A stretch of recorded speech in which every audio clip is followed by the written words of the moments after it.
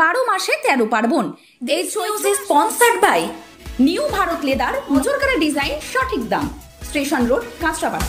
এই চৈত্র মাসে কোথাও দেখা যায় নবরাত্রি, তো কোথাও আবার দেখা হয়ে থাকে বাসন্তী পূজা।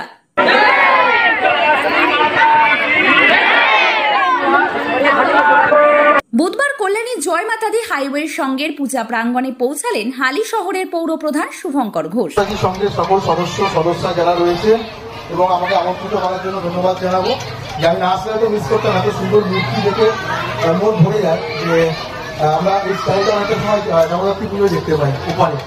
ধন্যবাদ জানাবো যারা 2007 সাল থেকে পুজোর সঙ্গে জড়িত রয়েছে এবং ভগবানের কাছে প্রার্থনা করি যে আপনারা সকলে ভালো থাকুন, আপনাদের সকলের মনস্কামনা পূর্ণ হোক, আপনাদের সকলের পরিবারে খুশি থাকুন, ভগবানের কাছে প্রার্থনা করি। আর আমার কাছের দাদা খুব তাড়াতাড়ি ভালো সুস্থ হয়ে ওঠে। ধন্যবাদ।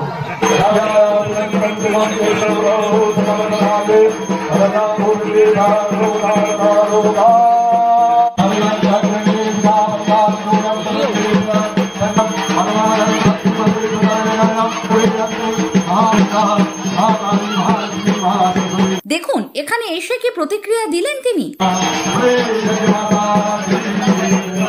কল্যাণী জয় মাতাদি হাইওয়ে সঙ্গে 2007 সাল থেকে হয়ে আসছে এখানে জয় মাতাদি, মানে সনাতন ধর্মের যে নববর্ষ, সে নববর্ষ উদযাপন জয় মাতাদির পুজোকে কেন্দ্র করে আমরা এখানে দেখে থাকি দীর্ঘদিন ধরে এই তাদের আয়োজন। এবং প্রত্যেকে এই পুজোতে এই মায়ের যে মণ্ডপ, সেখানে তারা কিন্তু এসে আয়োজক রয়েছে তাদের উৎসাহ প্রদান করে।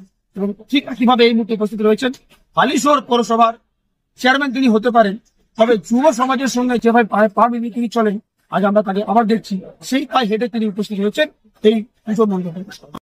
ধার্মিক অনুষ্ঠান থেকে রাজনৈতিক অনুষ্ঠান প্রত্যেক জায়গায় উপস্থিতি, এখানে এসে কি ভালো লাগলো। এসে না আসলে হয়তো মিস করতাম এবং ভগবানের কাছে প্রার্থনা করি সেখানে যারা পুজো কমিটির যারা রয়েছেন তারা সুস্থ থাকুক, ভালো থাকুক। আর আমরা যেটা সকলেই প্রার্থনা করি যে দুষ্টের দমন হোক, সৃষ্টের পালন হোক। মায়ের আরাধনা মানে হচ্ছে শক্তি আরাধনা করা, এটা সবসময়ের জন্য ভগবানের কাছে। আপনি যে দল থেকে তুষ্টি করানো সেদিন ব্যস্ত থাকে না, কিন্তু তার পাশাপাশি আমরা সঠিক অন্যদিকে দেখতে পাচ্ছি উত্তর দেবে না যারা তাদের নিজস্ব ব্যক্তিগত স্বার্থে রাজনৈতিক স্বার্থে তুলে রাখতে পারার জন্য বলে মমতা বন্দ্যোপাধ্যায় যেমন পুজো কমিটিগুলো দুর্গাপুজো হিন্দু পুজো তাদেরকেও যেমন ফান্ডে সহযোগিতা করে নিয়েছিল প্রত্যেকটা একটা দেখতে পাচ্ছি।